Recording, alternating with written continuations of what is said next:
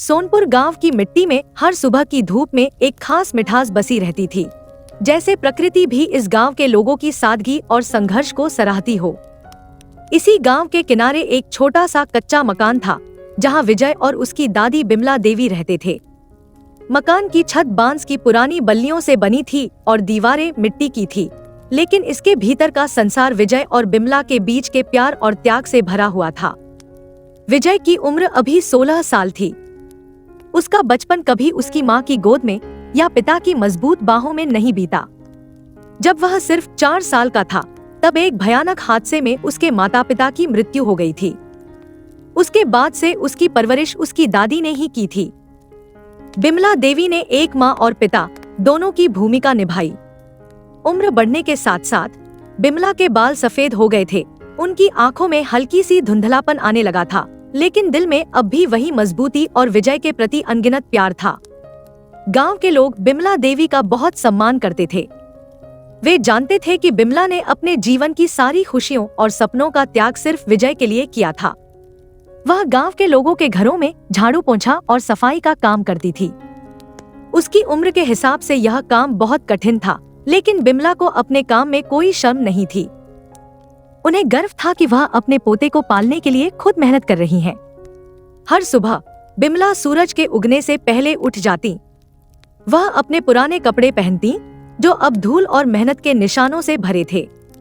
विजय जब तक सोता रहता, बिमला उसके लिए रोटी बनाकर रख जाती और खुद काम पर निकल जाती। वह गांव के कई घरों में काम करती, कहीं झाड़ू लगाती, कहीं बर्तन मांजती, कहीं कपड़े धोती। गांव की कुछ औरतें बिमला की तारीफ करती, तो कुछ उसके पीछे उसके काम करने को लेकर बातें बनाती। लेकिन बिमला ने कभी किसी की बातों पर ध्यान नहीं दिया। उनके लिए एक ही बात मायने रखती थी, विजय। विजय को अपनी दादी की मेहनत और संघर्ष का एहसास था। उसने अपनी आंखों के सामने देखा था कि उसकी दादी कैसे सुबह से शाम तक दूसरों के घरों में काम करती हैं, और फिर भी उसे कभी किसी चीज की कमी महसूस नहीं होने देती। विजय का दिल कई बार भर आता, लेकिन उसकी दादी ने उसे हमेशा सिखाया था कि दुख और कठिनाई जीवन का हिस्सा है।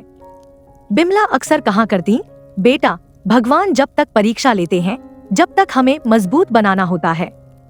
तू बस अपने सपनों के पीछे भाग, बाकी सब अपने आप ठीक हो जाएगा। विजय स्कूल में बहुत होशियार था।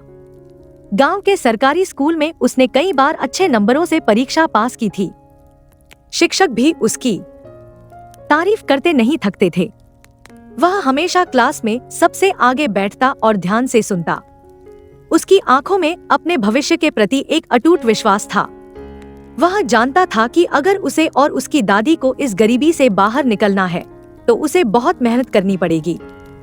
एक दिन स्कूल में विजय को अपने शिक्षक से पता चला कि गांव के पास के शहर में एक बड़ी परीक्षा हो रही है, जिसमें पास होने वाले बच्चों को शहर में पढ़ने का मौका मिलेगा और उनका पूरा खर्च सरकार उठाएगी। विजय का मन खुशी से झूम उठा।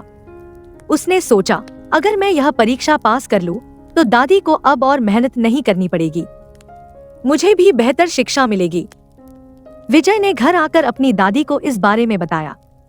बिमला ने जब यह सुना, तो उनकी आंखों में गर्व और खुशी की चमक आई। उन्होंने विजय को गले लगाते हुए कहा, बेटा, यह मौका तेरे लिए बहुत बड़ा है। तू बस पूरे मन से तैयारी कर और भगवान पर भरोसा रख। लेकिन विजय की यह राह आसान नहीं थी।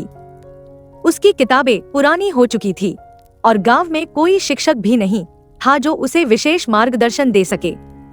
ऐसे में बिमला ने फैसला किया कि वह विजय के लिए नई किताबें खरीदेगी। इसके लिए उन्होंने गांव के और घरों में काम ढूंढना शुरू किया। वह अब दिन में पहले से ज्यादा काम करने लगी। उनके पैरों में दर्द होने लगा था, लेकिन उन्होंने विजय के सामने कभी अपनी परेशानी जाहिर नहीं की। विजय अपनी दादी को इतनी मेहनत करते देखता और उसका दिल रो पड़ता। वह कई बार कहता, दादी, आप इतनी मेहनत मत किया करो, मैं खुद किताबें उधार ले लूंगा या किसी से मदद मांग लूंगा। लेकिन बिमला हमेशा मुस्कुरा देती और कहती, बेटा, मेहनत से कभी घबराना नहीं चाहिए, ये तो बस कुछ दिन की बात है।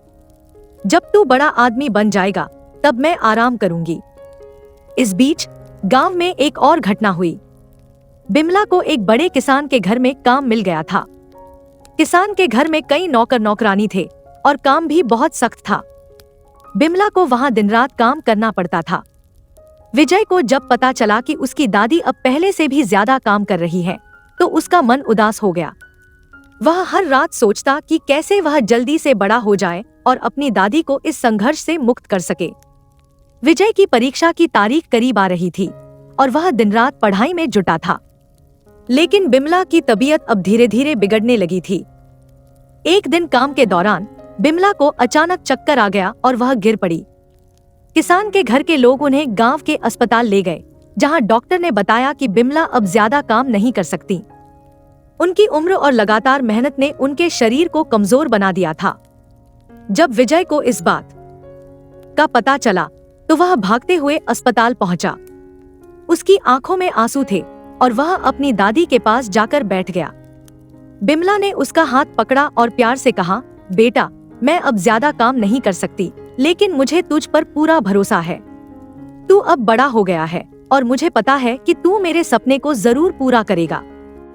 विजय ने अपनी दादी से वादा किया कि वह इस परीक्षा में जरूर सफल होगा और उन्हें कभी भी अब काम नहीं करने देगा। इसके बाद विजय ने अपनी पढ़ाई में दोगुनी मेहनत शुरू कर दी। गांव के लोग भी उसकी लगन और संकल्प को देखकर उसकी मदद करने लगे। किसी ने उसे नई किताबें दी तो किसी ने उसके लिए मार्गदर्शन का इंतजाम किया।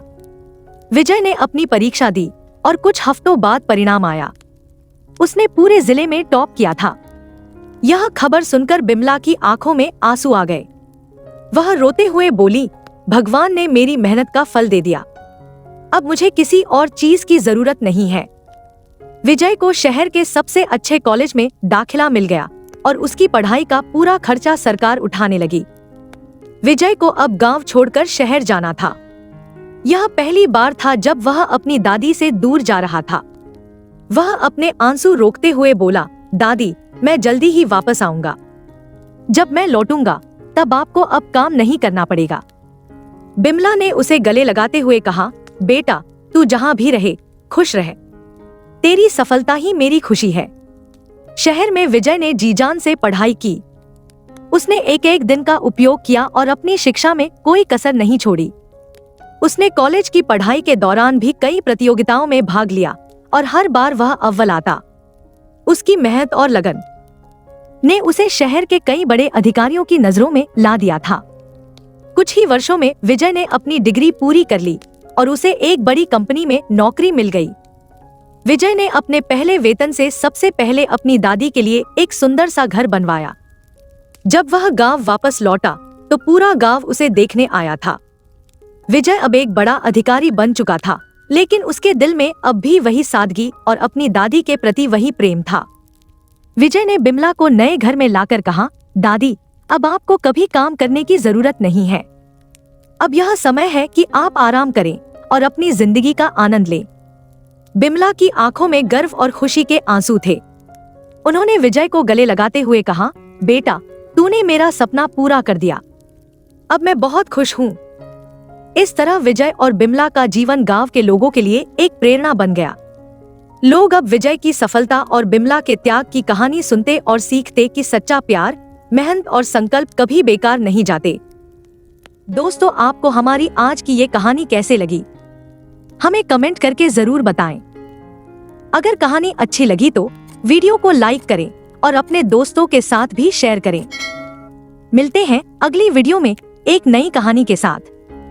धन्यवाद।